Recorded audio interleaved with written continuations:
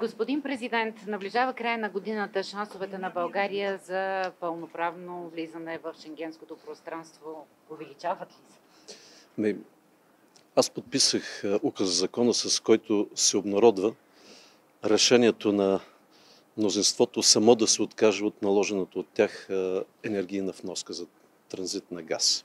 С което пада преградата, която правителството и парламента сами издигнаха по пътя ни към Шенген.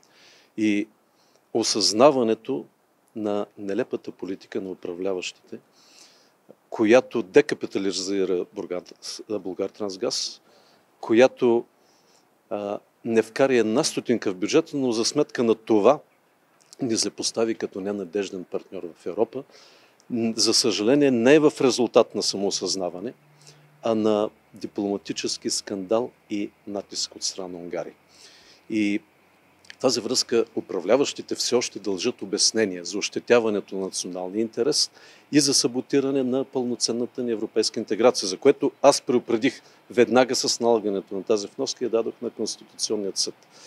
И призовавам управляващите, въпреки че загубиха 2 месеца с тази преграда, която сами издигнаха, поне в оставащите дни до Нова година, да ни гарантират пълноценното приемане в Шенген. Да напомня, че с много дипломация, усилие и конкретни резултати по време на служебното правителство ние успяхме да постигнем конкретен ангажимент за октомври.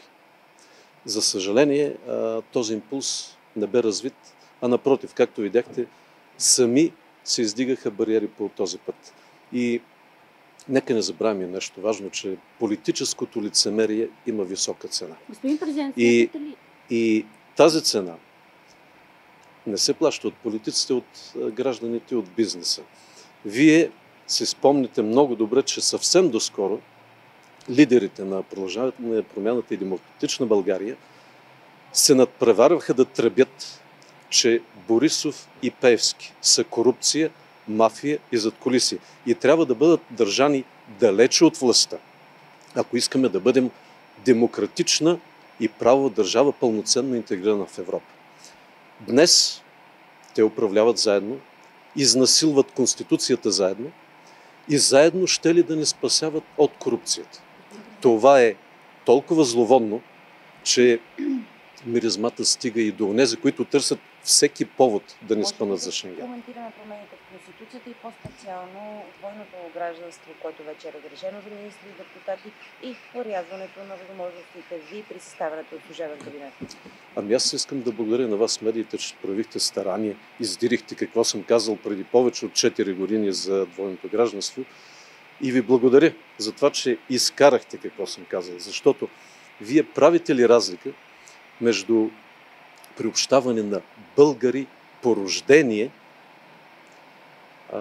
към управлението на страната, придобили двойно гражданство, както заявих преди 4 години, и сегашното решение за вкарване в управлението и в парламента на чужденци с български паспорт. Правите ли разлика между това, което казах, държави от Европейския съюз и сегашното отваряне за всички държави по целия свят? Правите ли разлика между средата за сигурност тогава и драматичното й влошаване сега? И аз мисля, че управляващите и мнозинството или не осъзнават в какви рискове ни вкарват, или правят тези промени за конкретни хора. Например, да има предварителна индулгенция за хора, които и сега са в управлението, в правителството или в парламента, или пък вече имат набелязани хора, които ще влязат, да речем, в управлението при ротация или при следващ парламент. Но след като сте изкарали какво съм казал преди 4 години и повече, би било редно да припомните и това, за което настоявах на редица срещи, организирани при мен с институции, с представители на граждански организации, в парламента, моите призиви за комплексни мерки, цял пакет от мерки, с които да приобщаваме нашите сънародници зад граница, чието брой стана много голям. С дистанционно гласуване, било то електронно или по почтата, със специален избирателен район. Но нищо от това не се случи.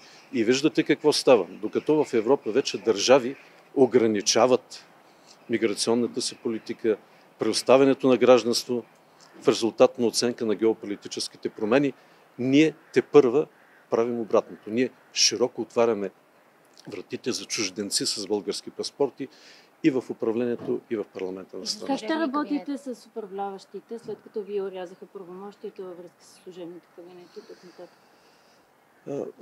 Вижте, с промените в Конституцията мнозинството очевидно изпълнява поредният етап от онзи сценарий в злополучния запис на Продължаваме промяната, който много бързо се забрави. Явно апетита им за власт не се побира в Конституцията и тя трябваше да бъде пренаписана. Но мисля, че тези промени неизбежно ще доведат до кризи. Ние тепърва ще виждаме резултат от това, което сътвориха, и аз ще сезирам Конституционният съд по тези въпроси. Кога? И написан ли вече е толкова? Мога да кажа, че се работи много сериозно. Не само в президентството. Вие виждате призива на изтъкнати конституционалисти за това какво стана и какво не трябваше да става и как да се поправи. Само за Шенген, смятате ли, че до края на годината ще успеем да убедим Австрия да промени позицията си за пътните граници и ако не, трябва ли да поискаме гаранции? Аз ви заявих много ясно. Ние постигнахме гаранции за октомври месец тази година, които не бяха оползотворени. Остават няколко дни до края на годината. Надявам се управляващите да се възползват от постигнатото до момента. Виждате ли основания за вето на бюджета, който беше приет с нощи? Разглеждаме подробно бюджета в президентската институция. Нямам намерение да налагам вето, но и ще следим дали ще се изпълни замисъл в следващата година да започне подготовката за продажба на земи през 2025 година. Благодаря.